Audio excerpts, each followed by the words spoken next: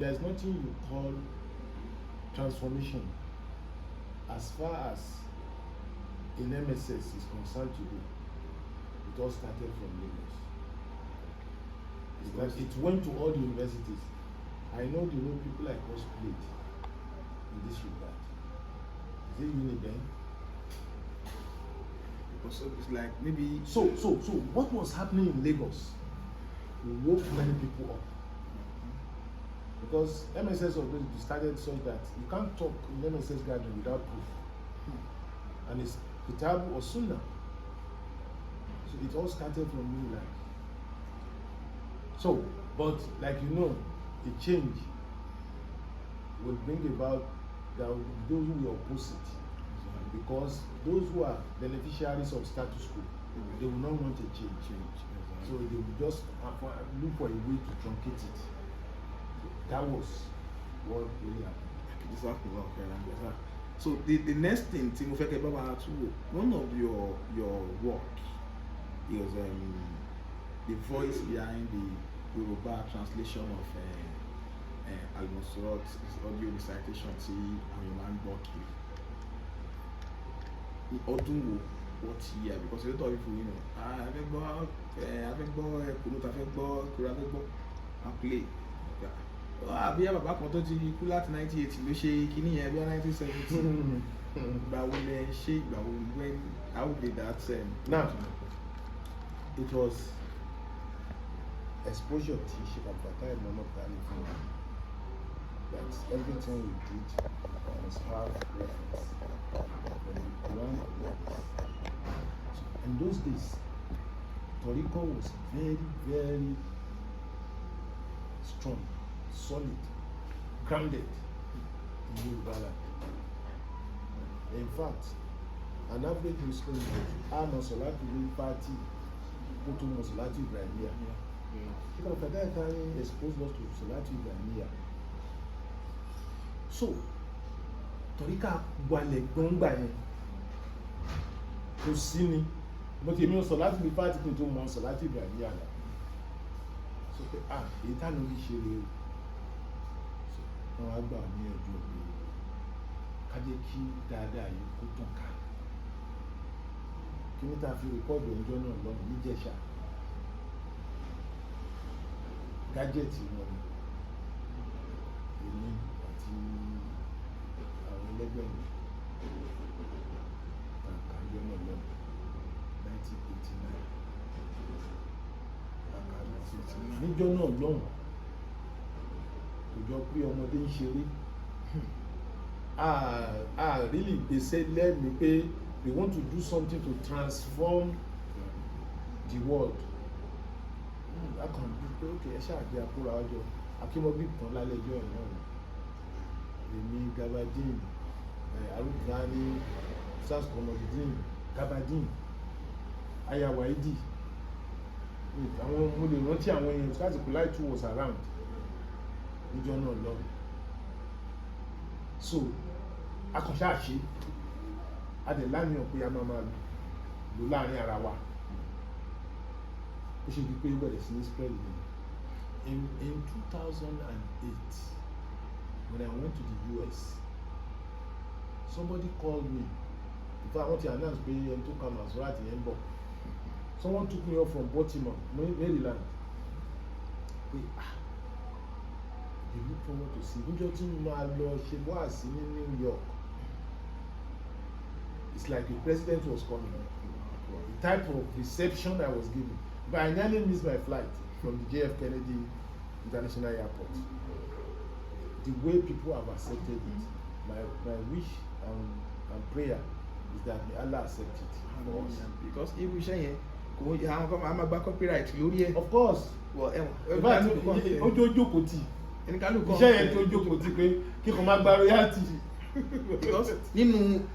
But the glory goes to Sheikh after time of time. It was the pillar behind it. It was the pillar behind it. Pé mo tá bá sọ̀rọ̀ méjì ẹ máa fẹ́ forí ẹ̀ tì sórí ọ̀dọ̀ Sheikh fún àtàlẹ́. Reality yẹn. And irú èmi kan tí bá sọ pé mo orúkọ yẹn ó ṣe kò ṣe orúkọ tó fi bẹ́ẹ̀ pé a máa very soon a máa create time. Okay. Pẹ̀lú wọn because someone that èèyàn tó gbinlẹ̀ irú nǹkan bá tó pinlẹ̀ tẹ́ bá sọ̀rọ̀ south west ilé alóhùn Salafiyya ilé alóhùn alùsùnà ilé alóhùn but what you are saying now is like the conventional sunnah tí tẹ́ pé látàrí ẹ̀ náà láti emanate àwọn kan tún serious ju ara wa lọ náà ni bàbá yìí náà lè fi ń ṣe ìpìlẹ̀ based on the years tẹ̀ fi ń tabaníkà kà ọdún yẹn bí ẹ̀ka táwọn míì ṣe ẹ̀ dé nígbà tó dé láti school 1990 something tó ń dé láti Saudi ló ṣe bẹ̀rẹ̀ iṣẹ́ yẹn. He has been around since 1982-83 when he did his NYSC in IET. So he has been around for some time. Àwọn tí ò ní mọ̀ wọ́n sí làwọn tó ṣe pé maybe the year 2000 upward. But in the late 80s, 90s, throughout 90s, alhamdulillah, he was a force to be reckoned with among the Muslim youth. Ní báyìí àti rí ibẹ̀ ṣe bẹ̀rẹ̀ àti rí ibẹ̀ academics àti rí ojúṣe field work ní school báwo ni àwùjọ ló ṣe accept reformation yẹn gbà ẹ̀ gẹ́gẹ́ bí ẹ̀mọ̀ ọ̀yàn tó bí Mushin kò easy ní àrèdí òru wá sí ìsọlọ̀ wàhálà ṣàgá wàhálà ìsọlọ̀ kẹ́ẹ̀kún pẹ̀lú oríṣiríṣi òtàmọ̀ ní ẹ̀bọ̀ nǹkan kan báyẹn tẹ́ pé ìtẹ̀lọ́ ó sì ṣe tilétilé dáadáa sọ̀rọ̀ báwo ni dáwà activity the local area. adúgbò fọlọ Ọlọ́run ló wà fún oríṣiríṣi nǹkan ní dáadáa. When we started it was mọ̀ ní pé ó máa rí báyìí àwọn èèyàn gbà just like any time àwọn èèyàn kan máa gbà àwọn kan máa jẹ́ opposition àwọn kan máa jẹ́ supporter àwọn kan dẹ̀ máa wá sit on the fence afẹ́ òdodo fẹ́ já sí gbogbo àwọn mẹ́tẹ̀ẹ̀ta yẹn la pàdé ṣé ti ìgbàgbọ́ yẹn ni pé kí á gbé ká túnra wa ṣe ká lè pe àwọn èèyàn tó kù sí asile nafsa wádìí ìgbéra fún ẹ̀mí ara ìṣe gbárẹ́ kó lọ́wọ́ ìṣù kó lè pe àwọn èèyàn sí ìpèpè ọ̀tọ̀ lọ́wọ́ ọba ní tó jẹ wá lógún àgbẹ̀ bí ìpègbè òpèpè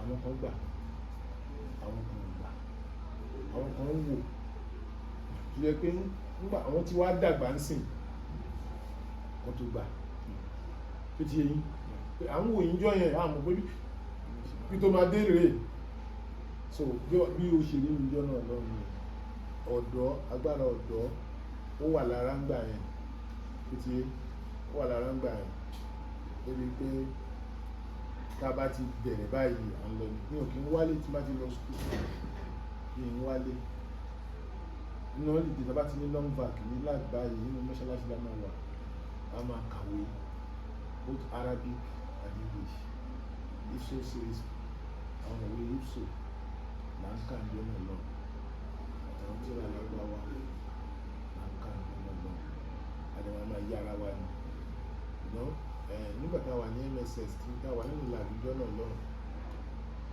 a ní business committee chairman when I was the amen such that tí ẹni yẹn bá ti lọ ra ìwé ní north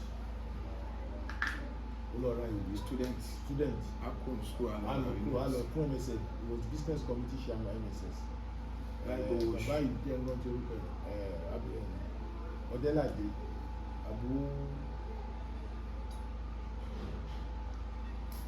nípa ọ̀rọ̀ àìtí ọ̀pá lórí bàbá légbó àdúkọ́dù Ọdẹ́làdé so a máa mọ́nítọ̀ ẹ̀gbọ́n tó máa fi dé èkó tó tó bá ti ń dé mosque báyìí tá a ti sọ fún wa ní hostels yóò tún máa wọ̀ ní ìwé yẹn máa lè tán fún tó tẹ̀ ẹ̀gbọ́n fẹ́ nínú báàgì tó fi ìwé dé láwọn ọ̀dọ́ tí máa ra àgbà ó lè ra sọ̀yìn Buhari sọ̀yìn Muslim gbogbo ẹ̀ ìwé máa tán ẹni tó bá tọ́ tí ò bá sí wá sínú ìsìnká ẹni tó bá tọ́ pé wọ́n ti tàrí tó ń kó máa kò níbi lè a máa kọra máa yàn pé wọ́n sọ fóun náà ní síta mi ọ̀fẹ́ káàtọ̀ ìfẹ́ mọ́ kí ló pé a fẹ́ mọ Islam ọlọ́run bá mi kẹ́ Abdul Raji ọkùnrin nu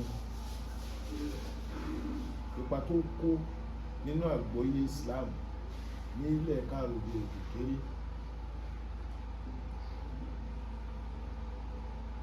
Ó kópa tó pọ̀. Ọlọ́run fún ní làákàyè. Làákàyè ẹ̀ jíire. Òun máa rí ntẹ́yìn ò tí rí. Ntẹ́ tí rí. Ó máa project ẹ̀. Ó máa fi gbé nǹkan báyìí máa ṣẹlẹ̀, nǹkan báyìí máa ṣẹlẹ̀, nǹkan báyìí máa ṣẹlẹ̀. Ẹ jẹ́ ká ṣe báyìí o. Ọlọ́ba àti fún mi ọ̀rọ̀ kẹ́. Ṣé gan stars fún àsìkò yìí ní ìparí ọkí tó lọ sí ìparí, báwo ni ìgbà tẹ́ àwọn ìrìn àjò yìí, kí ni ìbáṣepọ̀ yín pẹ̀lú international community lórí ọ̀rọ̀ gbogbo àtẹ́ ń dàgbà bọ̀ tẹ́ ń kẹ́kọ̀ọ́ sí a lè sọ pé Nàìjíríà rẹ̀ kọ́ gbogbo nǹkan tẹ́ wá múlò yìí. Bẹ̀tà bá dání à nígbà mo travel mo bá sheik báyìí pàdé, nígbà mo lọ sí báyìí mo bá nígbà mo ka kí ó díẹ̀ báyìí lọ́dọ̀ ẹni báyìí mo ka kí ó díẹ̀ because kí ó pọ̀ ju iṣẹ́ lọ láyé táwa ń sìn. And people don't know that iṣẹ́ àti kí ọ̀tọ̀ọ̀tọ̀ ni. Àwọn tó kí ó pọ̀ ẹ máa ń pa àwọn kan ní àní social media opportunist. Tí ìbá ṣe pé òun jókòó o sẹ́ẹ̀tì ring light iṣẹ́ kí ló ṣe ta fẹ́ mọ̀ bí àwọn kan sáà ń ka tíra fún wa ni.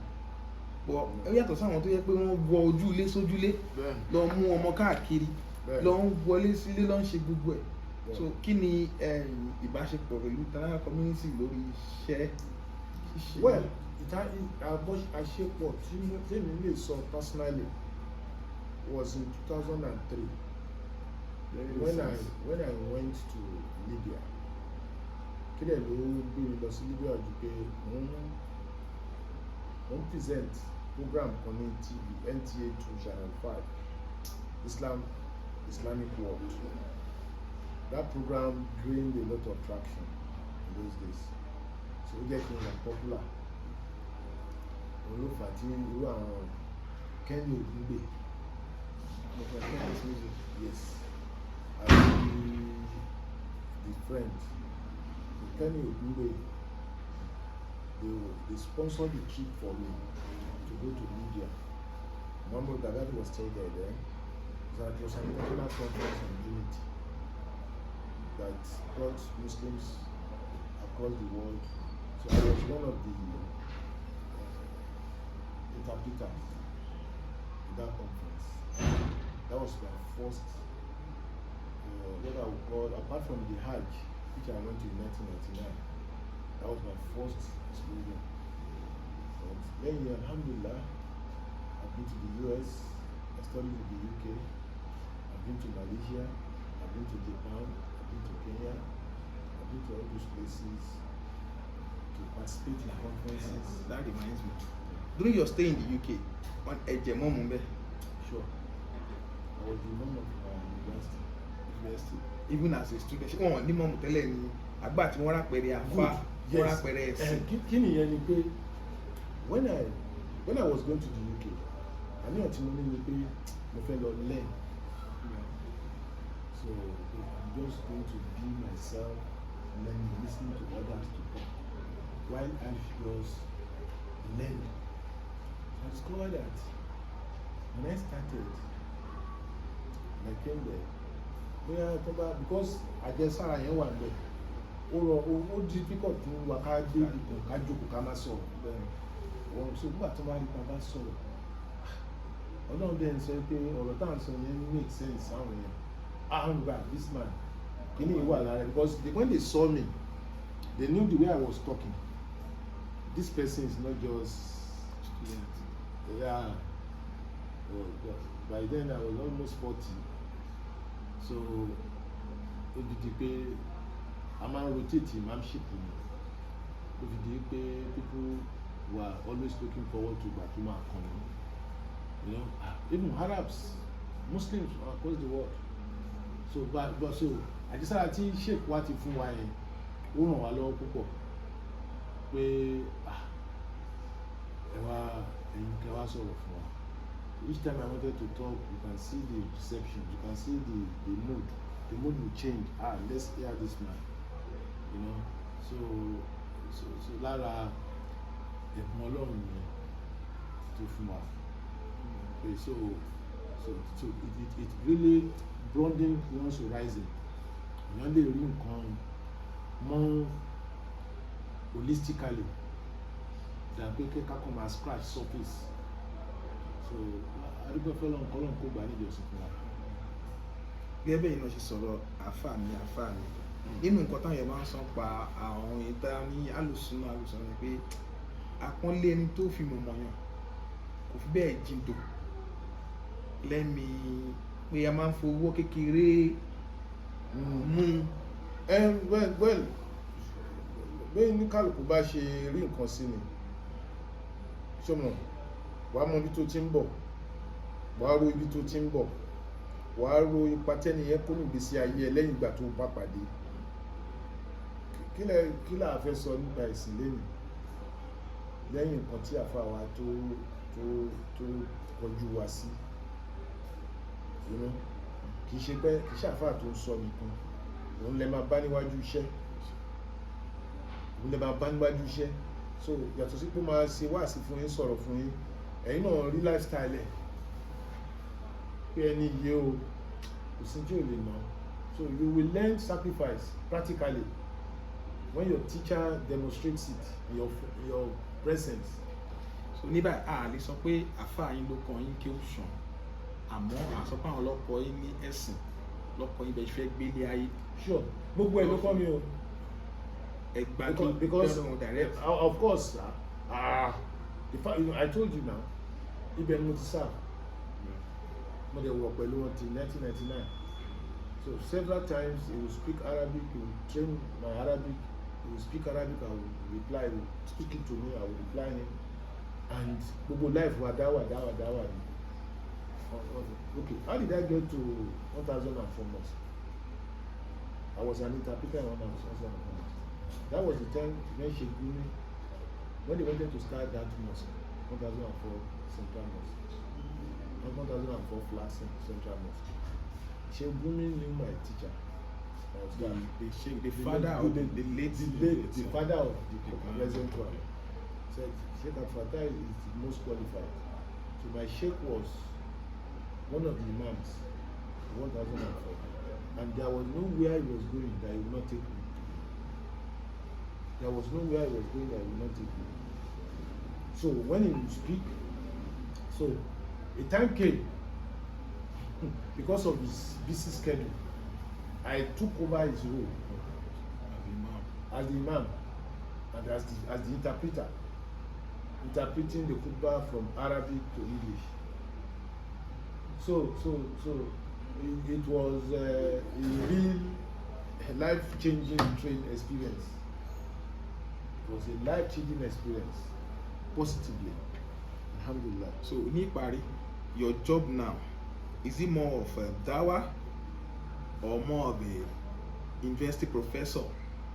So how best can we, address? Well, I am coping with all together, because you can't take away the dawah from my life. I want to die as a dai. I will come back and ṣe tafsiri for 1 hour. I do my tafsir. Only I was in Ramadan. I don't do static tafsir. I go around. I go round.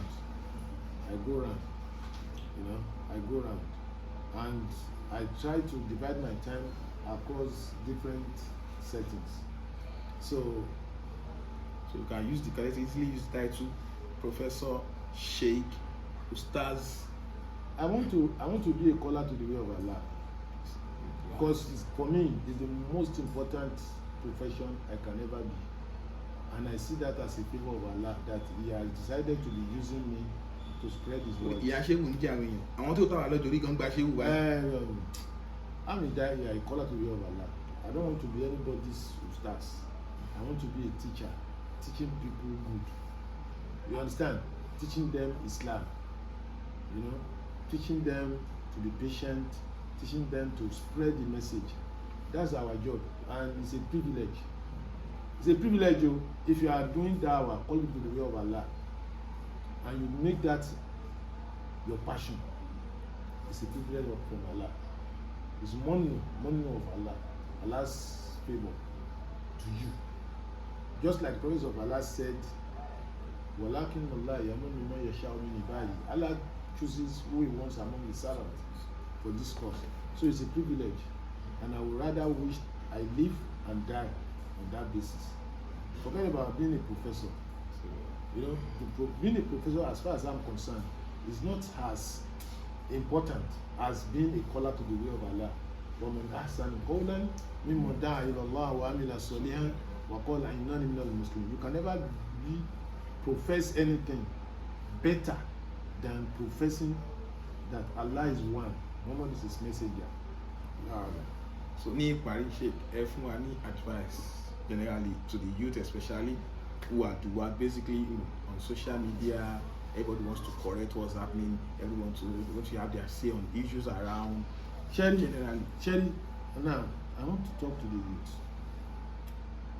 Shera's Koteni, this time, you may never have it again. So make the most of it. Each time I look back at my own youth age, I say Alhamdulillah. May Allah accept our little effort. You see, youth must have passion for learning and translating that learning to action. Learning, passion for learning. Let your mind be pure, sincerely devoted to Allah. Rasulullah Sallallahu said, Yawma yudhillullahu nasa bidhilli yawma la dhilla illa dhilluhu. Níjọ́ gbẹ̀ndẹ̀ alkiyama, Ọlọ́run máa fi àwọn èèyàn méje kan sínú abẹ́ ìbòjì níjọ́ tí ò ní sí ìdí àfìbòjì Ọlọ́run. Àṣàbùn náṣà fi ìbádàtìlá, ọ̀dọ́ tó lo àsìkò ẹ̀ fún ìjọsìn fọ́lọ́run, memorizing the Quran, living by it.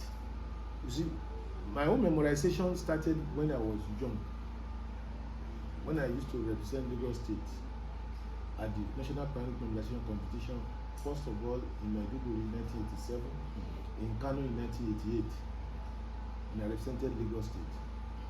So the youth must use their time. The youth have a lot of time at their disposal these days, but it now depends. It's now left for them how they want to utilize that time. Because once you grow old, you won't have time for this again. The knowledge we use today are some of those things we have learned in our youth age. So please, youth, the youth Muslims, that this is an opportunity. You may be thinking, when I grow old, I will start. You may not grow old though. You may not grow old though. So the time Allah has given you now, make the most of it by devoting time to seeking knowledge, living by that knowledge, and calling others to it. So you can create your own world yourself. You can surround yourselves with God-fearing elements so that you can really fulfill the essence of your creation, which is to worship Almighty Allah. Dupe, thanks very much, Prof, for giving us this opportunity to come and have this time with you. And you know, we've learned a lot from him. He's growing up. So where you were giving birth to, where you were born, is not an excuse to achieve anything in life. As Muslims, Ethiopia was in the to see excuse, and we've all listened to his academics journey. At the same time, we have, we hear from the horse's mouth the dawah input, the activity. They don't have any tools then, but now we have all the tools. Sure. We have social media, we have e-books, we have the online training and lessons and workshop that we can, get on to be able to impact in our society. So we pray Allah subhanahu wa ta'ala continue to spend the life of our Sheikh and our father, continue to keep him firm on this path, and make his children better than who he is today. And for those of us who are also trying to measure up, we pray Allah subhanahu wa ta'ala count these things as among what he has used to favor us here on earth, in the grave and in the hereafter. Jazakumullah khairan, Sheikh. Assalamu alaikum wa rahmatullahi wa barakatuh. Don't forget, once again, let us like, share this comment, share the page, and let us contribute, interact, ask more questions till we see you next time. Yes,